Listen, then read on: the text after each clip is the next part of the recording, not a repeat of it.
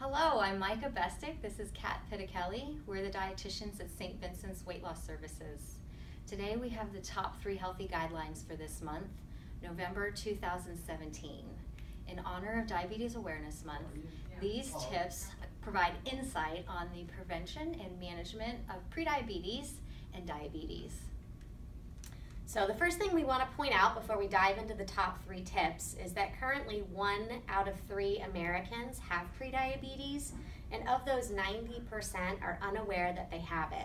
So if you have any of the risk factors for prediabetes, like being overweight, sedentary, over the age of 45, or a strong family history of diabetes, make sure to have that conversation with your doctor.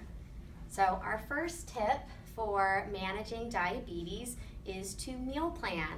Like Benjamin Franklin once said, if we fail to plan, then we are planning to fail. I find the diabetes plate method a really helpful and kind of simple way to think of conceptualizing your meal. So just half of the plate would be full of non-starchy vegetables. This could include things like spinach, peppers, tomatoes, onion, and then a quarter of the plate coming from a lean protein. So this would be like the white meat of chicken, turkey, pork, and also would include things like egg, beans, tempeh, or tofu. And then just a quarter of the plate coming from your complex carbohydrates. So those would be things like whole wheat bread, brown rice, whole wheat pasta, or sweet potato or baked potatoes. This is a good way to make sure that your meals are balanced and that they'll have minimal impact on your blood sugars. So a sample breakfast might include some eggs with roasted potatoes and asparagus. A simple lunch might be some whole wheat crackers with a low-fat or fat-free cheese and a nice leafy green salad. And then a sample dinner might include some scallops with brown rice and mixed veggies. Secondly, so our second tip, I just wanted to ask if anybody knew the main cause of insulin resistance, which is the main cause for type 2 diabetes and prediabetes, is due to the buildup of fat in our muscle cells. So this accumulation of fat in our muscle interferes with the way that the body can use sugar in our blood. There's a really good video that goes into detail about this on nutritionfacts.org titled "What Causes Insulin Resistance?" Now, the type of fat that is most hurtful for our body are the animal fats. We call them the saturated fats. Examples would be fats like butter, bacon grease, lard. So it's fats that are solid at room temperature.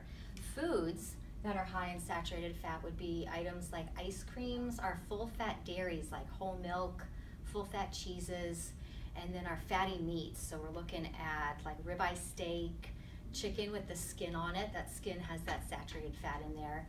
And then fatty pieces of pork, like a pork shoulder cut, often referred to as a Boston butt, is going to have a lot of saturated fat in there. So what do? We stay away from those fatty meats and the butters, and we replace them with oils and nuts, avocados, and fatty fishes. So a good example of maybe lunch or dinner would be a nice Greek salad. You could cut up some leafy greens, do some cucumbers, tomatoes, red onion. If you like some feta cheese, put some low-fat feta cheese on there. And you could put a piece of salmon on top.